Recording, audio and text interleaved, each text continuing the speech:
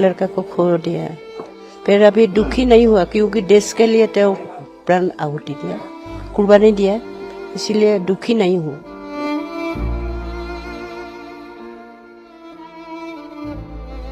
कारगिल विजय दिवस की 25वीं वर्षगांठ आज मनाई जा रही है। पीएम मोदी भी इस मौके पर कारगिल पहुंचे। कारगिल जंग में जीत तो हमने जरूर पाई, लेकिन 500 से अधिक सैनिकों को हमने खो दिया। उन अमर बलिदानियों को याद करने का भी आज दिन है। ऐसे ही एक अमर शहीद कैप्टन जिंटू गोगोई थे, जिन्होंने रात में दुश्मन पर हमला किया, अपने साथियों की जान बचाई और दुश्मन पर कहर बनकर टूटे।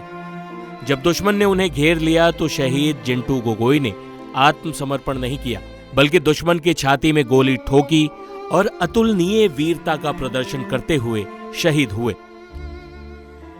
उन्हें मरणोपरांत वीर चक्र से सम्मानित किया गया। जिंटू गोगोई की सगाई हो चुकी थी, लेकिन शादी से पहले ही कारगिल युद्ध छिड़ गया।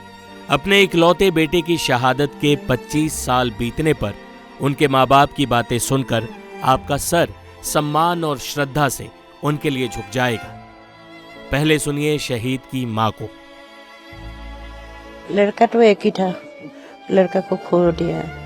फिर अभी दुखी नहीं हुआ क्योंकि देश के लिए तो प्राण आहुति दिया, कुर्बानी दिया, इसीलिए दुखी नहीं हूँ। दुखी होता हूँ तो वो तो देश को रक्षा के लिए तो प्राण आहुति दिया।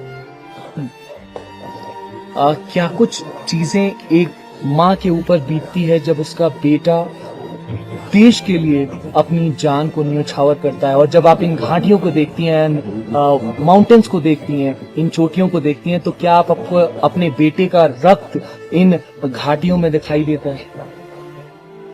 बेटा तो देश के लिए प्राण आहुति दिया, बहुत अच्छा काम किया, क्योंकि देश को रक्षा किया, इसीलिए वो मेरे को दुख लगा तो बहुत खुशी हूँ, क्योंकि देश को सबको अभी रक्षा किया ना, खुशी वजह। अब भी जब याद करती हैं आप अपने बेटे को, तो क्या भावुक होती हैं या फिर खुश होती हैं कि बेटा देश के लिए अपना जान न्यौछावर कर गया? और अभी बता अब हम 25वीं वर्षगांठ मना रहे हैं, तो इस 25वीं वर्षगांठ पर यहाँ पर मौजूद हैं आप। 500 से ज्यादा जवानों ने अपनी जान को न्यौछावर किया था कारगिल युद्ध में। उनमें से कई माओं ने अपने बेटे को खो दिया, कई जो बीवियां थी उन्होंने अपने हस्बैंड्स को खो दिया। तो वॉर जो है वो एक तरफ तो जीत लाता है, दूसरी तरफ हार लाता है, लेकिन माओं के ऊपर दुख बीतती है, उन पत्नियों के ऊपर दुख बीतती है, उस पर क्या? दुखी तो बहुत होता हूँ बेटा, क्योंकि एक ही बेटा था, फिर वो तो देश के लिए प्राण आहुति दे दिया, उसके लिए बहुत खुशी हूँ, क्योंकि देश को रक्षा किया। माँ पापा हम लोग को छोड़ कर पूरा देश के लिए तो सोच रहा था, इसी वजह से हम लोग खुशी हूँ। शहीद के पिता थोगीराम गोगोई, जो खुद इंडियन एयरफोर्स में रह चुके हैं और 1962 से 1971 तक की जंगों में शामिल रहे हैं, वो अपने बेटे को किस गौरव से याद करते हैं, देखिए। Thank you for your coming here and we feel proud of it because we don't feel that 25 years have passed, and as a matter of fact these 25 years have gone without war. Okay, and we feel that people, those who have martyred for the country, they are great, they are brave, and they are the people, those who have sacrificed their lives for our tomorrow. We still feel proud that I have come from Golaghat, Assam, and I still feel proud for my son, Captain Jintu Veer Chakra. You also fought in the war, sir.